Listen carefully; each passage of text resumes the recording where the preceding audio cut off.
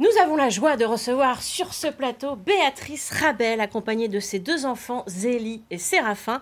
Alors Béatrice, évidemment, on te connaît, tu travailles à France 3 Normandie, tu es journaliste, mais tu es venue ici pour quelque chose qui n'a rien à voir, pour un livre écrit à 6 mains, c'est-à-dire... Exactement, eh bien c'est un roman jeunesse qui vient juste de paraître, qui s'appelle donc La double vie de Zélicoptère et Séraphin Pomme de Pin.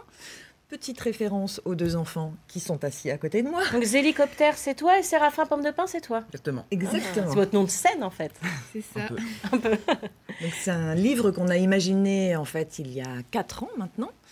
On était dans les bouchons, voilà, sur la route, sur l'autoroute. Et, Ça sert, les bouchons? Ça sert, parce que finalement, en fait, quand il n'y a pas de téléphone, quand il n'y a pas de tablette, on a commencé à imaginer un roman à partir d'un surnom qui avait été donné à Zélie par son maître d'école en CE1, qui avait donné des petits surnoms à tous les enfants de la classe, donc c'était plutôt sympa, et elle était affublée du surnom de Zélicoptère. Et donc, j'ai commencé à lui dire « Oh là là, mais c'est un nom de roman !» Et là, elle m'a dit « Mais si on écrivait un roman ?» Je dis « Mais ouais, c'est une super idée, ça !» Et Séraphin dit « Ouais, mais moi aussi, je veux être dedans !» Donc le projet est né comme ça. Et le projet est né sur cette autoroute, dans cette voiture où c'était irrespirable puisque nous n'avions pas la clim. Et on a commencé à imaginer tout le long de la route comment on pouvait écrire ce roman et surtout de quoi il allait en retourner.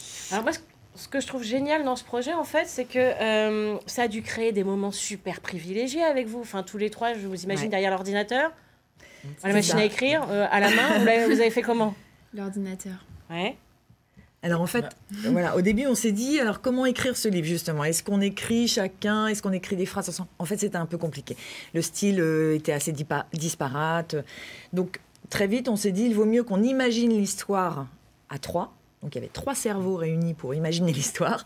Mais finalement c'est moi qui l'ai écrit. Mais par contre on se retrouvait tous les soirs... dans le lit, sous la couette, avec l'ordinateur au milieu, et à imaginer les chapitres suivants et à relire ce que j'avais écrit, qui m'ont fait changer plein de choses qui n'allaient pas. Alors justement, qu'est-ce qu'elle raconte finalement cette histoire? Alors vous voulez expliquer? L'histoire elle raconte moi et Zélie, où en fait dans une visite dans une forêt non prévue par l'école, on se transforme respectivement en felf, et enfin surtout toi en graines d'érable et moi en pomme de pin.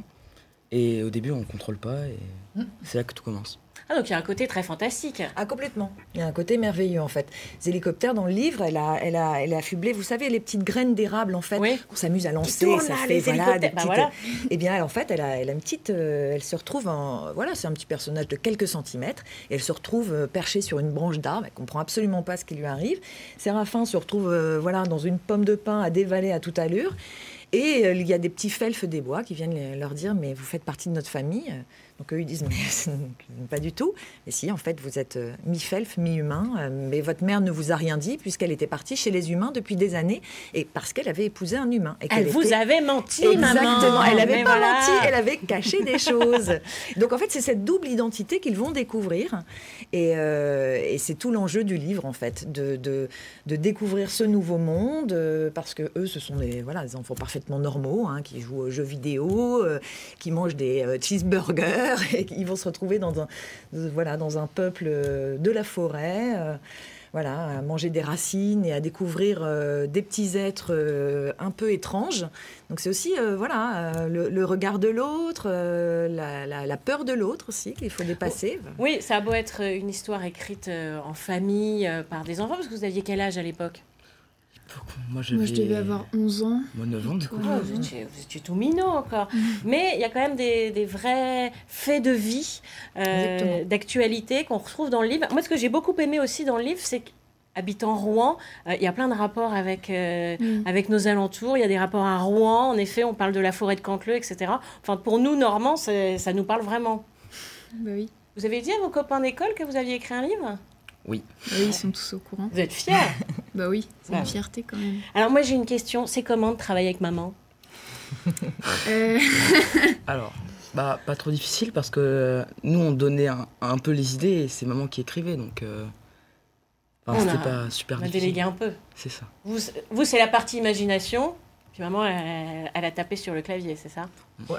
Au départ, c'était pas l'idée de publier. Vous n'avez pas eu l'idée non, pas du tout. De d'éditer. Au début, c'était un jeu entre nous. Au départ, vous, c'était un jeu entre nous parce que l'histoire s'inspire vraiment de notre vie. C'est-à-dire que moi, je vis seule avec mes enfants. Donc voilà, dans l'histoire, il y a Béa Blabla, donc Béatrice, Zélicoptère et Séraphin Pomme de Pin. Et au départ, c'est une famille, un trio.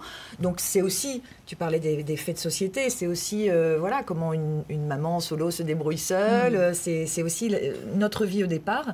Et après, cette vie parallèle qui naît dans la forêt. Mais en fait, au départ, c'était pour nous trois, parce qu'on y a mis plein de choses personnelles. Il y a les babysitters des enfants qui apparaissent dans le livre, il y a leurs copains d'école. Oui. Voilà, Alice, voilà, tes copains, Victor, Charlie, etc. Enfin, donc en fait, voilà, plus on avançait, plus on mettait de choses personnelles, et en même temps, c'est une histoire assez universelle. Donc on s'est dit, à un moment, pourquoi pas l'éditer, justement. La publication. Vous avez fait appel à du financement participatif. Exactement, sur Ulule. Et vous avez récolté plein de sous. Ouais, en 5 jours, c'était assez étonnant. En fait, le projet a pris très vite. Alors, on a plein d'amis qui ont contribué aussi. Et on les remercie grandement. Où est-ce qu'on peut se le procurer? Parce qu'il vient de paraître. Là. Il vient de paraître. Alors, on peut se le procurer directement chez l'éditeur, donc aux éditions du Pince-Oreille, donc tenu par Olivier Duhamel, mais aussi à l'Armitière. Et il va arriver au fur et à mesure dans toutes les bonnes librairies de la région. Eh ben, c'est super. Merci beaucoup. Vous reviendrez pour le deuxième? On espère. Ouais. Allez, en tout cas, vous êtes beaux comme tout. Ça fait chaud au cœur de vous voir tous les trois.